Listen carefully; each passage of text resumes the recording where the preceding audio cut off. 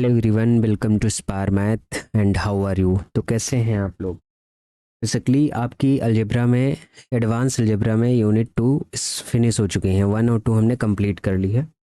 आज यूनिट 3 पे हम चर्चा करेंगे। यूनिट 3 का ये पहला लेक्चर होगा और लेक्चर सीरीज़ में कौन सा लेक्चर होगा वो मैं एक बार आपको जो है देख के बताया दे रहा हूँ, क्योंकि मुझे याद नहीं कितने लेक्चर हो गए हैं। और मुझे लगता है आप लोगों की जो लर्निंग है वो अच्छी तरीके से चल रही होगी। 2 यूनिट जो मैंने पढ़ाया है और आप लोगों को बहुत अच्छी तरीके से समझ में भी आया होगा, है ना। अगर ऐसा नहीं है तो बताइएगा। हम लोगों ने 13 लेक्चर कंप्लीट कर लिए थे, तो लेक्चर नंबर ओवरऑल 14 पे आ गए हम लोग और यूनिट नंबर 3 पे आ गए। नाम है फील्ड एक्सटेंशन। फील्ड एक्सटेंशन,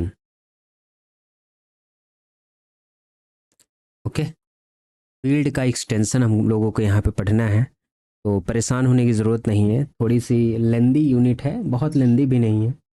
मैं आपको ऐसे पढ़ाऊंगा कि आपको बहुत मज़ा आएगा। आपने सेमेस्टर 1 अलजेब्रा में पढ़ा होगा रिंग थ्योरी में फील्ड क्या होता है ना। आपने पढ़ा होगा फील्ड क्या होता है। तो फील्ड की डेफिनेशन आपको बताई गई होगी कि एक स्ट्रक्चर होता है जिसके साथ में 2 ऑपरेशन होते हैं। ये प्लस डॉट हम अपनी कन्वेंस के लिए लगा रहे हैं। प्लस कुछ भी हो सकता है, *1 हो सकता है, डॉट कुछ भी हो सकता है, *2 हो सकता है। *1 कैसे भी करके डिफाइन किया जा सकता है। जैसे मान लो *1 डिफाइन कर दिया ऐसे a+b और *2 डिफाइन कर दिया ऐसे a/b, ठीक। तो ये वाला ऑपरेशन होगा 2 एलिमेंट का प्लस, ये वाला ऑपरेशन होगा 2 एलिमेंट का डिवाइड, है ना। तो ये स्ट्रक्चर में कुछ कंडीशन सेटिस्फाई हो कि पहले वाले ऑपरेशन के साथ में ये जो यफ है उसको अवेलियन ग्रुप होना पड़ेगा, ओके। और दूसरी कंडीशन ये आती है कि ये दूसरे वाले ऑपरेशन के साथ में भी क्या सेटिस्फाई करे, अवेलियन ग्रुप की प्रॉपर्टी बनाए। या अब यहाँ पे अवेलियन ग्रुप बना रहा है अगर सेकेंड ऑपरेशन के रिस्पेक्ट में, इसका मतलब ये हो गया कि डॉट के रिस्पेक्ट में इसके पास एलिमेंट, डॉट के रिस्पेक्ट में इसके पास क्या आ जाएगा, इन्वर्स आ जाएगा नॉन ज़ीरो एलिमेंट का। तो यही तो होता था। और तीसरी प्रॉपर्टी ये है कि डिस्ट्रीब्यूटिव लॉ फॉलो करना चाहिए। डिस्ट्रीब्यूटिव लॉ होल्ड करे, है ना। वो कैसा होगा, मान लो a.b+c लिखा है तो वो ऐसे हो जाए a.b प्लस a.c होना चाहिए। दूसरा a+b.c अगर लिखा गया है तो ये ऐसे हो a.c प्लस b.c। ये डिस्ट्रीब्यूटिव लॉ होते हैं। अगर ये 3 कंडीशन सेटिस्फाई होती हैं किसी भी स्ट्रक्चर में तो उस स्ट्रक्चर को हम लोग क्या कहेंगे, this structure is known as a field, okay. तो उस स्ट्रक्चर को हम फील्ड बोलेंगे। अगर ये 3 प्रॉपर्टी सेटिस्फाई नहीं होती हैं तो वो फील्ड नहीं होगा। आपने फील्ड के बहुत सारे एग्जाम्पल पढ़े होंगे, मैं थोड़ा रिकॉल करवाता हूँ। आपने पढ़ा होगा set of rational number field होता है प्लस और डॉट के रिस्पेक्ट में।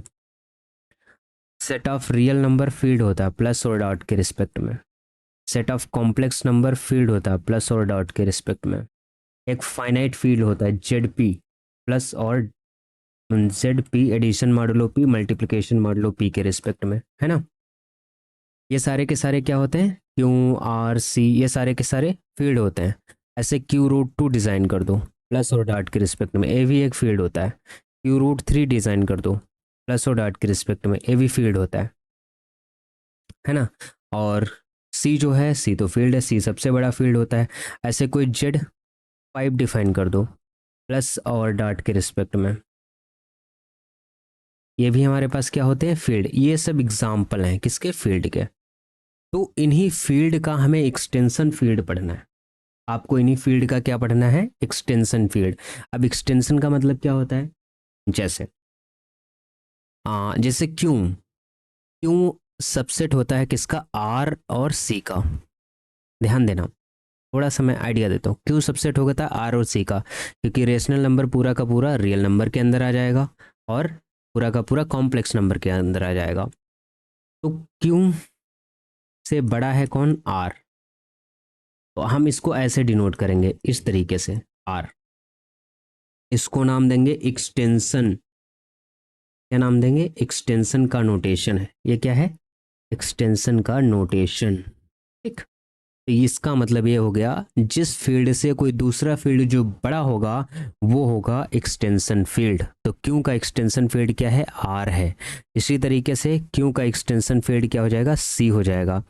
इसी तरीके से आर का एक्सटेंशन फील्ड क्या हो जाएगा? सी हो जाएगा, क्योंकि आर से सी बड़ा है। हम कहें कि सी जो है, सी का extension field Q root two है, तो ये गलत हो जाएगा, क्योंकि क्यू रूट टू जो होता है वो सबसेट होता है सी का, बट क्यू का सबसेट होता है क्यू रूट टू। तो इस केस में हम बोल सकते हैं कि क्यू का एक्सटेंशन फील्ड हमारे पास क्यू रूट टू भी हो जाएगा। क्लियर? तो अब देखते हैं और डेफिनेशन की तरफ चलते हैं और इन सारी कहानियों से आपको परिचित कराते हैं। परेशान होने की ज़रूरत नहीं है, मज़े ले लेके पढ़ो। जीवन तो अपने आप से मज़े ले ही रहा है आप लोगों के, आप भी उसके मज़े लो तो ज़्यादा आनंद आएगा। अगर किसी चीज़ को शिद्दत से तुम चाहोगे तो तुमको ज़रूर मिलेगी। अब शिद्दत बोलने से आप शाहरुख खान को याद करके और कुछ हरकतें मत करिएगा, ओके? आओ, तो अब हम लोग स्टार्ट करते हैं कि what is the field of extension, और उसे कैसे देखेंगे, उसकी डेफिनेशन क्या होती है, कैसे लिखेंगे। ओके, देखो फील्ड एक्सटेंशन की डेफिनेशन। फील्ड एक्सटेंशन बहुत अच्छा टॉपिक है ये। A field F is an extension of a field के। लिखो a field F is an extension of a field के, ऑफ अ फील्ड के, if K is a subfield of F, if K is a subfield of F, मतलब कोई field F है उसको हम K का एक्सटेंशन फील्ड तब बोलेंगे जब K F का सब फील्ड होना चाहिए। डेट इज K जो होना चाहिए वो सब फील्ड होना चाहिए किसका? F का। ऐसा K जो होना चाहिए वो सब फील्ड होना चाहिए किसका? F का। तो अगर F है हमारे पास फील्ड एक्सटेंशन ऑफ K, यहाँ पे लिखो if F is field extension of K, field extension of K, then symbol can be written as, symbol can be written as, कैसे लिखेंगे? K का एक्सटेंशन फील्ड F, ऐसे। ये होता है सिंबल। ये सिंबल किसका है? एक्सटेंशन फील्ड का। एक्सटेंशन फील्ड मतलब जो F होगा वो किसका? K का एक्सटेंशन फील्ड होगा। इसको हम बोलेंगे F is a extension of K। F is extension को EXT लिखेंगे ऑफ K।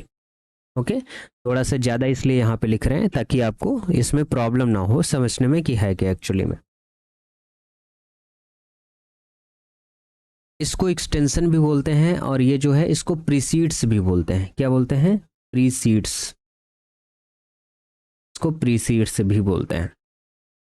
तो अगर दूसरी बात हम बोलते हैं आपको, दूसरी बात यहाँ पे ये है कि अगर इफ के ई कमा एफ आर फील्ड्स, के ई एफ आर फील्ड्स सच डेट के ई एफ जो है वो फील्ड है, वो किस मैनर में है? इस मैनर में है कि के का एक्सटेंशन फील्ड एफ है और एफ का एक्सटेंशन फील्ड नहीं, के का एक्सटेंशन फील्ड ई है और ई का एक्सटेंशन फील्ड क्या है? एफ। तो यहाँ से आपको एक बात पता चल रही होगी कि के का एक्सटेंशन फील्ड ई है और के का इवन एक्सटेंशन फील्ड एफ भी है और ई का एक्सटेंशन फील्ड केवल एफ है। क्लियर? देन ये जो ई बीच वाली फील्ड है इसको इनडिटर्मिनेट फील्ड बोलते हैं के और एफ का। Then E is called an intermediate field, intermediate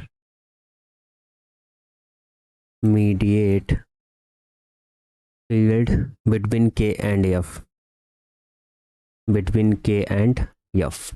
okay, तो ऐसे कोई बीच में अगर आपको फील्ड मिलेगा इस तरीके से तो उसको हम इंटरमीडिएट फील्ड बोलेंगे। जैसे मैं एग्जांपल के तौर पे आपको दिखाता हूँ।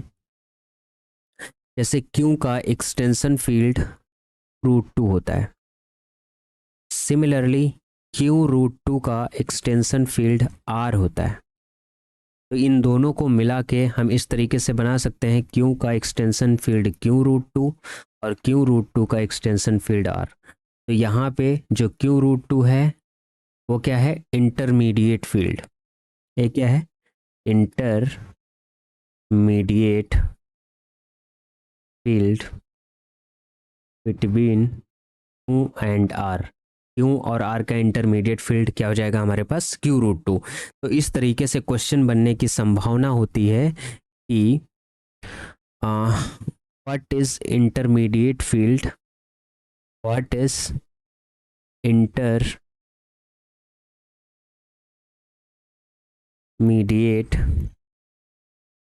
Field between Q and are.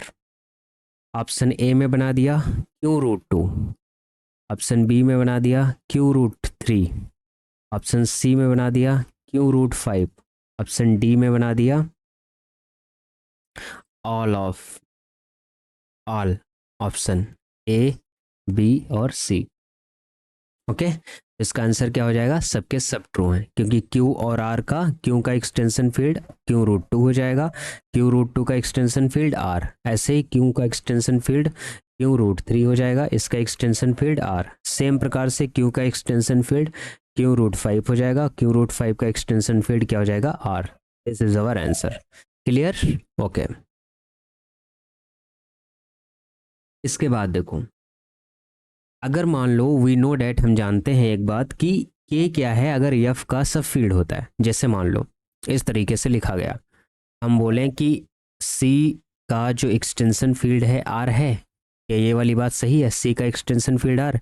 आपको देखना पड़ेगा कि जो आर है ना, मतलब सी का एक्सटेंशन फील्ड अगर आर कह रहे हैं हम, सी को जैसे मान लो हम क्या कह रहे हैं कि क्यू का एक्सटेंशन फील्ड आर होता है, तो क्यू जो होता है वो आर का सब फील्ड होता है, यानी क्यू आर का सबसेट होगा। तो इसके अकॉर्डिंग अगर देखा जाए तो सी को आर का होना पड़ेगा सबसेट, बट कॉम्प्लेक्स नंबर सिर्फ रियल नंबर का सबसेट हो ऐसा तो ज़रूरी है नहीं। तो ये तो गलत हो गया कि सी का एक्सटेंशन फील्ड आर तो किसी हालत में नहीं हो सकता। ओके, अगर क्यू का एक्सटेंशन फील्ड आर को कहना है तो क्यू को आर का सबसेट होना पड़ेगा, यानी सब फील्ड होना पड़ेगा, जो कि यहाँ हमें पता चल रहा है।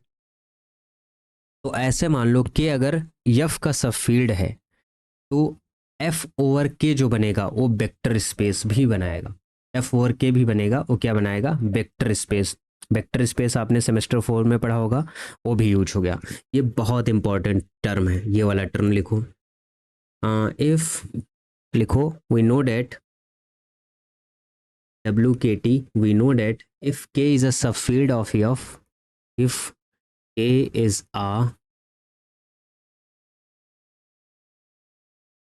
subfield of F, then F is a vector space over K. F is a vector space over K. Wow, कहने का मतलब ये है डेट इज, अगर के सब फील्ड है एफ का, के जो है वो एफ का क्या है, सब फील्ड है, इसका मतलब ये हुआ कि के का एक्सटेंशन फील्ड एफ होगा। तो इसका मतलब ये हुआ एग्जाम्पल के तौर पे क्यू का एक्सटेंशन फील्ड क्यू√2 होता है। ऐसे एग्जाम्पल के तौर पे क्यू का एक्सटेंशन फील्ड आर भी होता है, एग्जाम्पल के तौर पे का एक्सटेंशन फील्ड सी भी होता है। तो यहाँ से कह रहा है कि क्यू√2 ओवर क्यू ये बनाएगा एक वेक्टर स्पेस। क्या ये वेक्टर स्पेस बना, जहाँ पे क्यू फील्ड का काम कर रहा है और क्यू√2 क्या है, वेक्टर। ऐसे यहाँ से क्या बनेगा, आर ओवर क्यू, एक ये वेक्टर स्पेस बनेगा। यहाँ से क्या बनेगा, सी ओवर क्यू, ये जो है इसकी डायमेंशन अगर देखोगे, इसकी डायमेंशन अगर देखोगे और इसकी अगर डायमेंशन आप देखोगे, क्योंकि क्यू रूट टू के अंदर कैसे एलिमेंट होते हैं, A plus B root two type के एलिमेंट होते हैं, जहाँ पे ए कामा बी की जो चॉइस है वो कहाँ से आ रही होंगी, क्यू से आ रही होंगी। तो इसकी जो बेसिस होगी वन कामा क्या होगी, रूट टू। तो इसकी जो डायमेंशन होगी, dimension dimension of Q root two over Q, इसकी जो डायमेंशन होगी वो कितनी हो जाएगी, टू। ये क्या है, इनफाइनाइट। आर क्या होता है, इनफाइनाइट। सी क्या होता है, इनफाइनाइट। क्यू भी क्या होता है, फाइनाइट। क्यू भी इनफाइनाइट होता है, बट एक क्यू काउंटेबल होता है और आर क्या होता है, अनकाउंटेबल। तो uncountable vector space over a countable field infinite dimension का रहता है। कितनी डायमेंशन का रहता है, इनफाइनाइट। सेम प्रकार से ये भी इनफाइनाइट डायमेंशन का। बहुत बढ़िया चीज़ है यार, समझ पा रहे हो कि अगर ए सब फील्ड होता है यफ का, तो यफ ओवर के जो बनेगा, यहाँ से हमको पता चला कि यफ ओवर के यानी यफ ओवर के, ये जो बनाएगा ये क्या बनाएगा, एक वेक्टर स्पेस, वेक्टर स्पेस बनाएगा, जहाँ पे फील्ड ओवर फील्ड क्या होगी हमारे पास, के। समझ में आई ये वाली बात कि नहीं, बताओ। ऐसे इसी तरीके से और एग्जाम्पल आप ले लो। जैसे आपने एग्जाम्पल लिया क्यू रूट टू, इस तरीके से आर, तो यहाँ से क्या बना, आर है extension field of Q root two, that is R is extension of Q root two. Very good. तो यहाँ से R over Q root two, ये जो बनेगा ये क्या बनेगा, एक वेक्टर स्पेस बनेगा। ये क्या बनेगा, एक वेक्टर। ये क्या होता है, काउंटेबल। ये क्या होता है, अनकाउंटेबल। तो डायमेंशन क्या होगी इसकी, इनफाइनाइट। इसी तरीके से सी और आर मैंने कर लिया, नहीं, जैसे आर यहाँ पे लिखो, आर का एक्सटेंशन फील्ड क्या होता है, सी। तो यहाँ से पता चला सी इज एक्सटेंशन ऑफ आर। सी क्या है, एक्सटेंशन फील्ड आर का है, तो सी ओवर आर ये जो बनाएगा एक वेक्टर स्पेस बनाएगा। अब इसकी डायमेंशन क्या रहेगी बताओ, सी ओवर आर की। जो इसके अंदर एलिमेंट होते हैं किस टाइप के होते हैं, दो टाइप के। तो बेसिस क्या बनेगी, वन और आई टाइप की बनेगी, है ना। तो इसकी जो डायमेंशन रहने वाली, कितनी रहने वाली, दो रहने वाली। आपको पता होगा ना इस तरीके से कि एफ एन पर एफ क्या बनाता है, वेक्टर स्पेस। ये क्या बनाता है, एक वेक्टर स्पेस बनाता है। तो मान लो इस तरीके से अगर हम लिखें, वही क्या बनाता है, एफ एन ओवर एफ। पढ़ा होगा ना आपने वेक्टर स्पेस में। तो यहाँ से हमें ये पता चला कि क्यू एन ओवर क्यू, ये भी क्या रहेगा, vector space. R N over R, ये भी क्या रहेगा, vector space. C N over C क्या रहेगा, वेक्टर स्पेस। और क्यू रूट टू की power N over Q root two, ये भी क्या रहेगा, वेक्टर स्पेस। इस तरीके से इसकी डायमेंशन क्या होगी, डायमेंशन अगर देखें तो इसकी भी डायमेंशन एन, इसकी भी डायमेंशन एन, इसकी भी डायमेंशन एन, और इसकी भी डायमेंशन एन हो जाएगी। तो इसका मतलब ये हो गया कि जो क्यू है वो सबसेट है किसका, क्यू एन का। सबसेट है कि नहीं बताओ। एन की चॉइस कुछ भी हो सकती है, क्यू जो है सबसेट है किसका, क्यू टू का। क्यू टू का मतलब क्या हो गया, क्यू क्रॉस क्यू का। आपको पता है अगर एक यफ फील्ड है तो F cross F is also a field, तो यहाँ से वो भी एक फील्ड होगा। तो इसका मतलब हम कहें कि क्यू का extension field Q cross Q बन रहा है, तो this is correct. Q cross Q is extension of Q. Clear, समझ में आ रहा है ना, बहुत बढ़िया। इसी तरीके से क्यू का extension field Q cross Q, ये सारे हो जाएंगे। ओके ऐसे आर का लिख लो, जैसे आर एन ओवर आर होता है, आर एन ओवर क्या होता है, आर। तो यहाँ से आपको क्या पता चला, आर एन का मतलब R cross R cross R dot dot cross R. ये कितने टाइम्स है, एन टाइम्स। कितने टाइम्स है, एन टाइम्स ओवर आर। ये भी एक क्या है, वेक्टर स्पेस। तो इस तरीके से आप बना सकते हो ना, R cross R over R, एक ये भी वेक्टर स्पेस है। तो यहाँ से पता चला कि आर का एक्सटेंशन फील्ड क्या है, आर क्रॉस आर। क्लियर। और R cross R again field है, अगेन क्या है, एक फील्ड। तो ये हो गया इसका एक्सटेंशन फील्ड हो गया। क्लियर। ओके इसी तरीके से अगर ये लिखा हो आर का extension field R cross R, इस तरीके से, तो ये भी इसका एक्सटेंशन फील्ड हो गया। हुआ कि नहीं बताओ। समझ में आ रहा है ना? तो इसी तरीके से अगर आपको दिया जाए कि सी का क्या एक्सटेंशन फील्ड सी क्रॉस सी होगा, यस इट इज करेक्ट होगा। क्लियर, बहुत सही। अब इसी तरीके से एफ एन ओवर के, ये भी एक वेक्टर स्पेस होता है। मान लो के को अब की बार हमने ले लिया आर, तो यहां से अगर सी एन ओवर आर लिखोगे तो वेक्टर स्पेस है। आर एन ओवर आर, ये तो देख ही लिया वेक्टर स्पेस है ना। क्या Q N over R vector space होगा? नहीं हो सकता, क्योंकि आर को सबसेट होना पड़ेगा किसका? क्यू एन का। बट क्या आर इसका सबसेट है? Q cross dot dot dot कितने क्रॉस? N cross. ये क्यू कितने टाइम्स है? N times. क्या इसका ये सबसेट है? नहीं हो सकता भाई, ये काउंटेबल होता है, ये इसका सबसेट कतई नहीं हो सकता है ना। तो ये वाला वेक्टर स्पेस नहीं बनेगा, ये दोनों वेक्टर स्पेस बन जाएंगे। तो आपको पता भी है जैसे आर का सबसेट होता है किसका? सी का भी होता है। तो अगर इसे सी क्रॉस सी लिख दोगे तो कोई दिक्कत? तो आर का एक्सटेंशन फील्ड सी तो होता ही, बट सी क्रॉस सी भी हो जाएगा। एक ये भी हो गया। आर का एक्सटेंशन फील्ड सी क्रॉस सी, ये भी हो जाएगा। कितनी भी बार से लिख दो, समझ में आ रहा है ना? तो हमें लगता है कि आपको एक्सटेंशन फील्ड बहुत अच्छी तरीके से आ गया होगा, उसकी डायमेंशन भी पता चल गई होगी, है ना।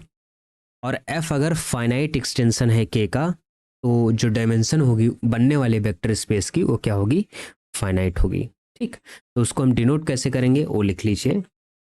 If F is finite extension of K, finite extension of के,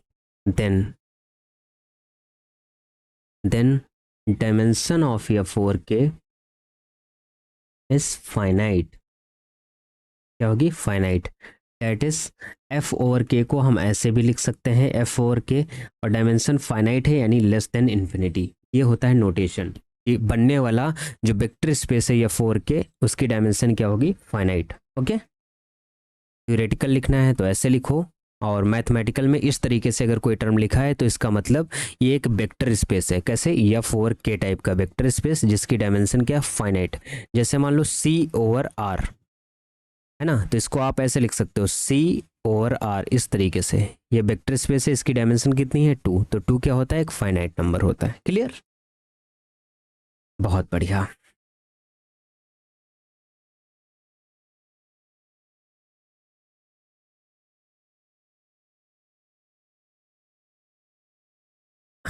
ये जो टर्म होता है लिखते हैं हम लोग एफ ओवर के इसको लिख रहे हैं, तो ये होता है डायमेंशन ऑफ एफ ओवर के। क्या होता है? डायमेंशन ऑफ एफ ओवर के। क्लियर, और इसी को कहीं कहीं पे हम बताएंगे डिग्री ऑफ एफ ओवर के, डिग्री भी होता है। तो ये सब नोटेशंस हैं, इनको याद रखिएगा। क्लियर। अब जैसे मान लो, अभी तक तो हमने बहुत कुछ बता दिया आपको, लेकिन फिर भी थोड़ा सा और समझाते हैं कि इस तरीके से अगर कहीं लिखा दिख जाए आपको सी ओवर आर, तो इसकी डायमेंशन क्या होगी? 2। जितनी बेसिस होती है, तो सी के एलिमेंट को कैसे आप लिखते हो?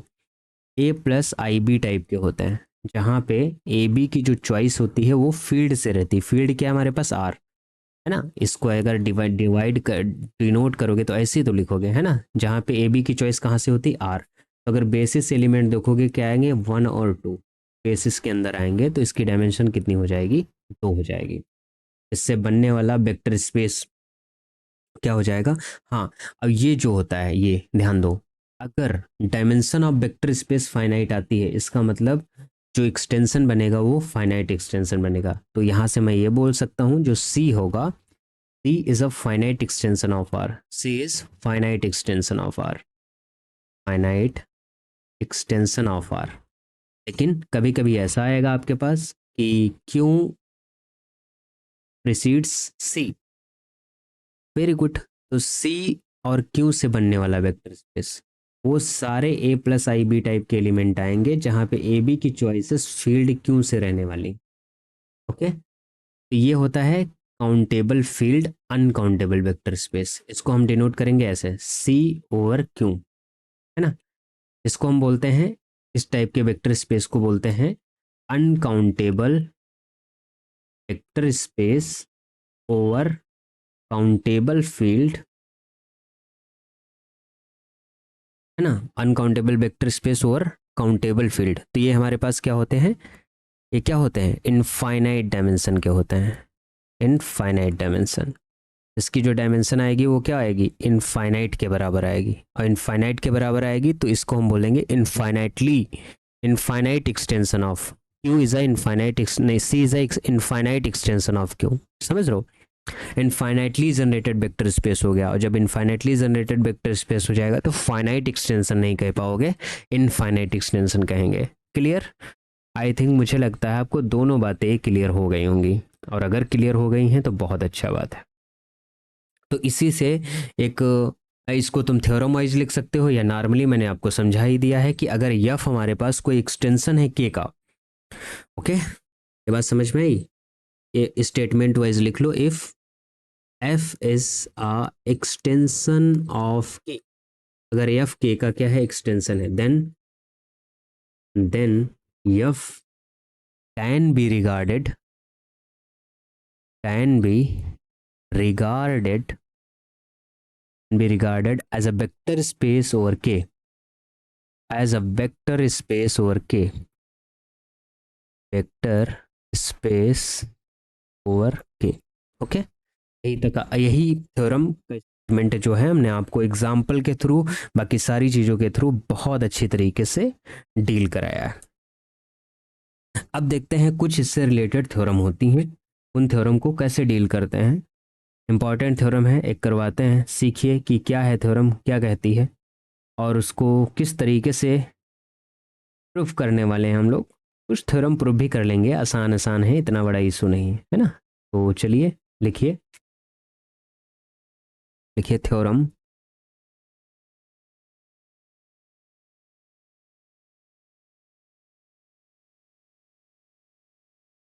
थ्योरम है हमारे पास, इफ ई के E F K comma F R field that K E F, अगर हमारे पास फील्ड है, और कैसी फील्ड है, सच डैट के का एक्सटेंशन ई है और ई का एक्सटेंशन क्या है, एफ, यानी ई जो है वो इंटरमीडिएट फील्ड है।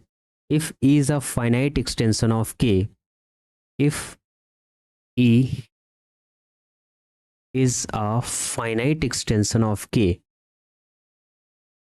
Finite extension of K, and f is a extension of e and is a extension of E. देखो इसमें एक बात क्लियर कर दी उसने कि अगर तीन फील्ड हैं और कुछ इस मैनर में है कि के का एक्सटेंशन ई है और ई का एक्सटेंशन एफ है, तो वो ये कंफर्म कर रहा है कि ई जो है वो फाइनाइट एक्सटेंशन है के का, यानी ई ओवर के जो वेक्टर स्पेस बनेगा वो उसकी डायमेंशन कुछ फाइनाइट आएगी। लेकिन ये बाद में इसने बोला कि यफ जो है वो ई का एक्सटेंशन है, ये नहीं बोला फाइनाइट है या इनफाइनाइट है, तो इसका मतलब ये दोनों में से कोई भी हो सकता है। कह रहा है कि if and F is a extension, कह रहा है एफ सिर्फ अगर ई का एक्सटेंशन है तो एफ को कैसा एक्सटेंशन होना पड़ेगा ये हम बताते हैं। वो कह रहा है then F is also a finite extension of K, then F is also a finite extension, finite extension of K. मतलब यफ जो है वो ई का एक्सटेंशन है। अब देखो कहने का मतलब ये है कि अगर इस टाइप से कोई तीन फील्ड इस मैनर में रखी हुई है तो यहाँ से ये बात पता चल रही है कि ई जो है के का एक्सटेंशन है और ई का एक्सटेंशन यफ है।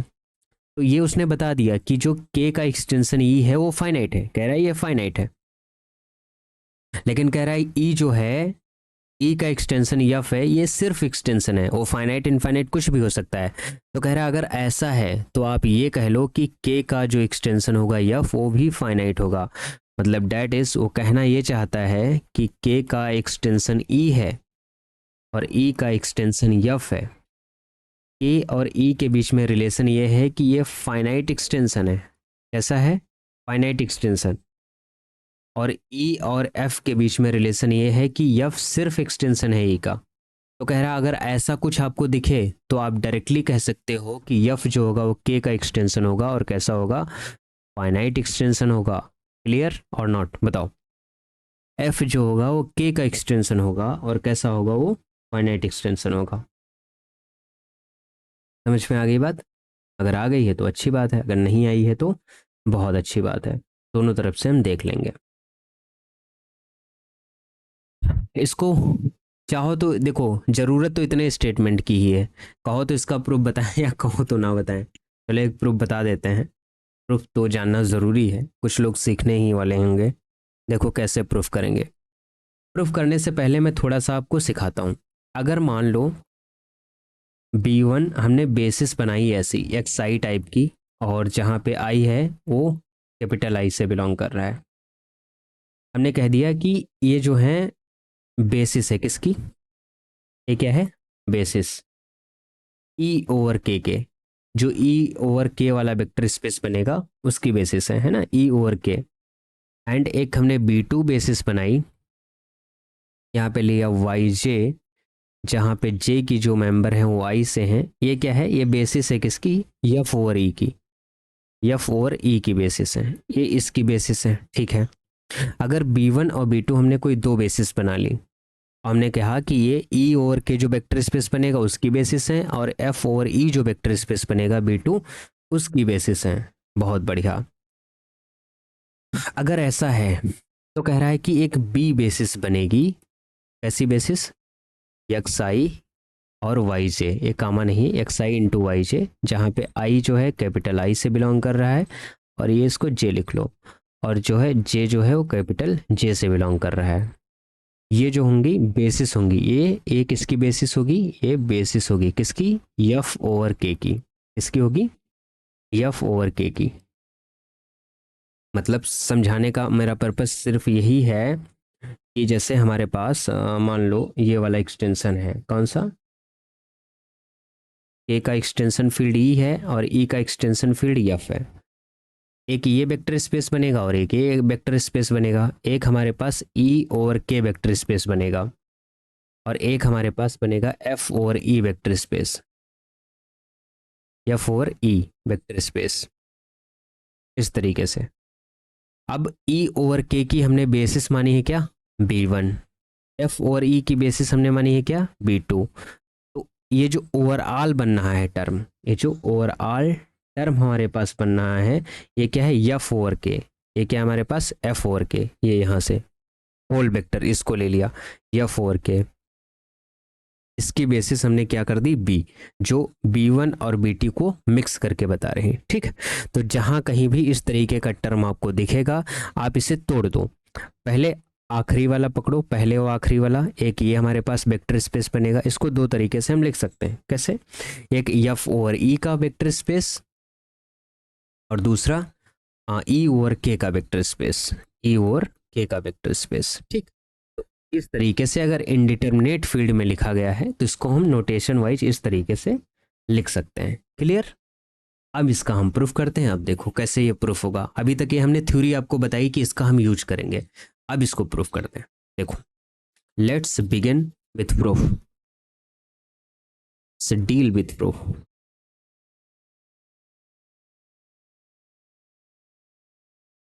क्या है, लेट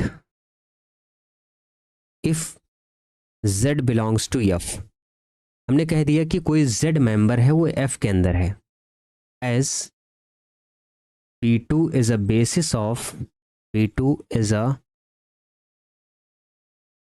basis of, हमने किसकी मानी है, एफ ओवर ई की बेसिस मानी है। तो अगर बेसिस मानी है तो there exist beta J. Beta J कुछ मिलेगा कहाँ पे, इसकी फील्ड के अंदर।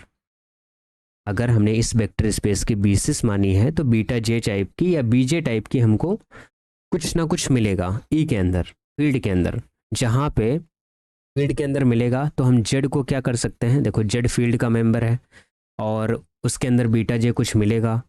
तो बीटा जे अगर मेंबर है तो उसको लीनियर कॉम्बिनेशन में लिख सकते हैं, यानी बेसिस को हम लीनियर कॉम्बिनेशन में लिख सकते हैं। तो लीनियर कॉम्बिनेशन कैसे लिखोगे, समेशन जे जो है वो कहाँ से, कैपिटल जे का मेंबर है, बीटा जे और वाई जे।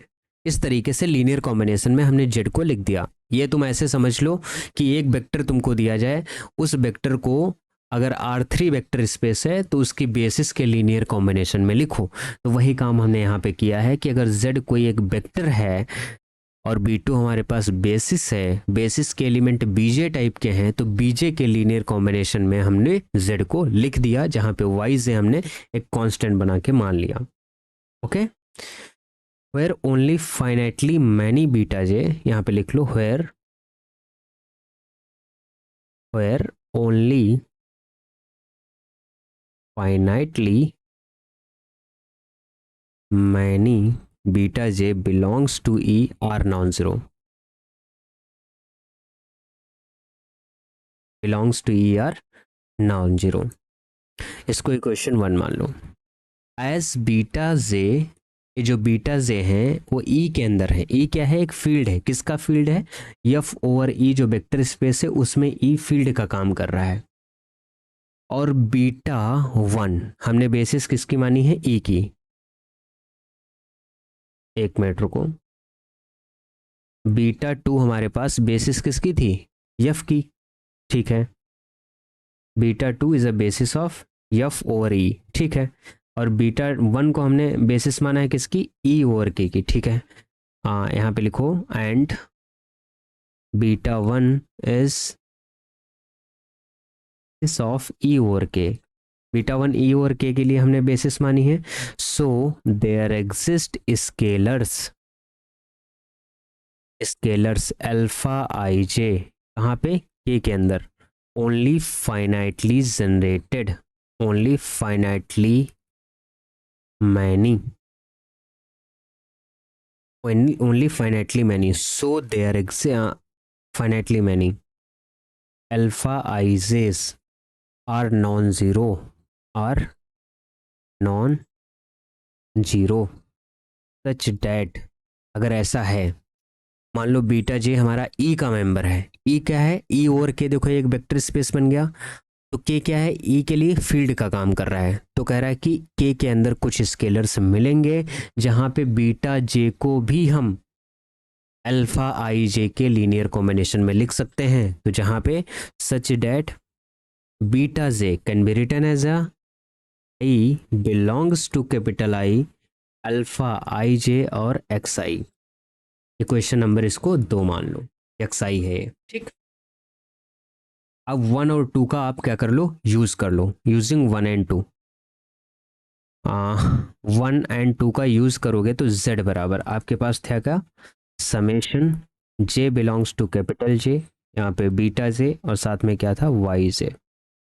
आप क्या करो? बीटा जे की इसके अंदर वैल्यू रख दो। j belongs to capital J, beta J की वैल्यू रखोगे summation i belongs to capital I, alpha I J और एक्स आई, साथ में इधर क्या आ जाएगा हमारे पास? वाई जे। क्लियर? इतनी बात हो गई। तो इस वाली टर्म को हम क्या कर सकते हैं? चूंकि अल्फा आई जे एक कॉन्स्टेंट टर्म है तो इसको हम अल्फा आई जे ही रखते हैं। एक ही समेशन लगा देते हैं कि जब जे जे में बिलोंग कर रहा है और आई कैपिटल आई में बिलोंग कर रहा है तो इसको हम अल्फा आई जे और एक्स आई वाई जे के टाइप से हम लिख सकते हैं। तो इसका मतलब क्या हो गया? ये किसकी बेसिस आ गई? ये एक्स आई वाई जे टाइप की, और यहाँ पे अल्फा हो गया। अल्फा आई जे क्या हो गया? हमारा लीनियर कॉम्बिनेशन वाला टर्म हो गया। स्केलर्स हो गए एक्स आई, ये बी की बेसिस हो गई, यानी एफ और के की बेसिस हो गई। तो यहाँ से मैं लिख दूंगा this implies B spans. Span का मतलब जानते हो? वेक्टर स्पेस को बना रहा है एफ और के। इसका मतलब क्या हुआ? जो बी है वो बेसिस बन गई किसकी? एफ और के की। यह एक वेक्टर स्पेस है, हमें यही शो करना था। कहो तो अब देखो ये हमारे पास या 4K को स्पैन करेगा। अच्छा, स्पैन करने से आप ये नहीं कह सकते बेसिस है। अगर स्पैन कर रहा तो ठीक है, लेकिन उसके सारे, अब हमको ये शो करना होगा कि ये जो बी के हम बेसिस दिखा रहे हैं ये अलाइन है। अगर लीनियरली इंडिपेंडेंट दिखा दो तभी तो हम बेसिस कहेंगे। अगर लीनियरली डिपेंडेंट हो जाए तो बेसिस तो मैं नहीं कह सकता किसी भी हालत में। तो यहाँ पे लिखो we next so that B is L I over K. यहाँ पे लिखो we next so that E is Li linearly independent over K। अगर एल आई ओवर के है तो हम क्या दिखाना है, it is sufficient to show that B for I comma J finite set. It is sufficient, it is to show that B for I comma j finite sets. तो if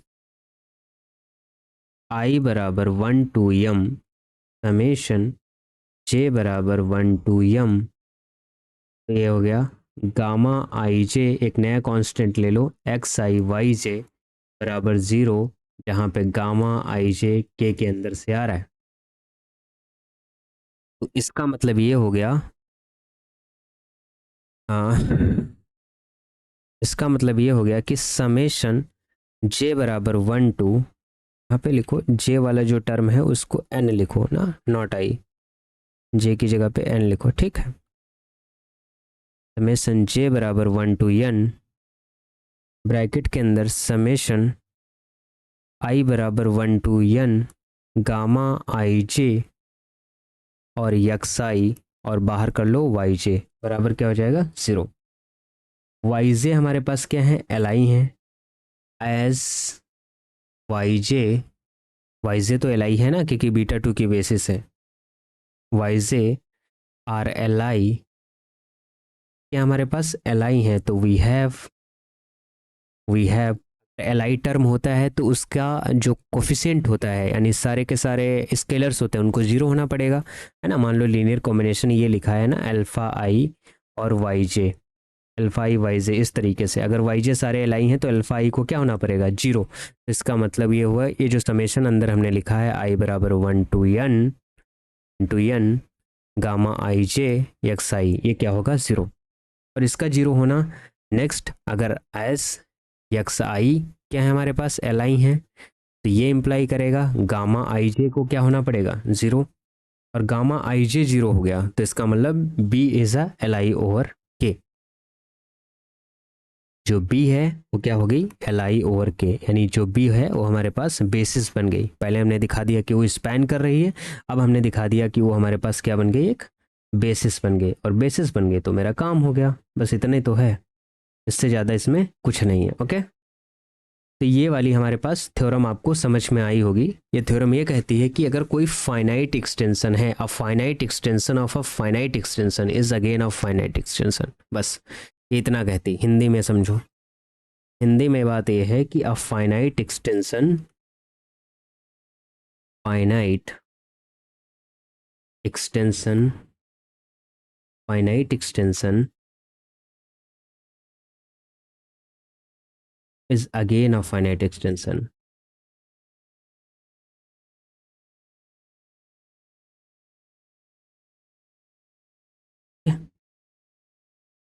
Finite extension of a finite extension is again a finite extension. Clear? अब इसके आगे कुछ चीज़ें और हैं जो आपको बतानी हैं, कप्पा उप्पा से रिलेटेड कुछ डेफिनेशंस हैं जो आपको लिखवानी हैं। ओके, उसके बाद में जो है हम लोग शुरू करेंगे कुछ और। थ्योरम मैंने एक करवा दी है, अब थ्योरम के बाद कुछ और टर्म आपको लिखवाने हैं, बताने हैं कि किसको फाइनाइटली जनरेटेड कहते हैं, इनफाइनाइटली जनरेटेड कहते हैं, कुछ डेफिनेशन लिखवानी है, फिर उसके बाद में चीज़ें आराम से शुरू होंगी। ओके, तो एक लेक्चर हो गया आपका, मिलते हैं आपसे नेक्स्ट लेक्चर में, तब तक के लिए बाय बाय। आराम से पढ़ते रहिए, सिलेबस तो कंप्लीट ही कर दूंगा मैं, उसकी चिंता मत करो, धीरे धीरे पढ़ो। Okay, bye bye.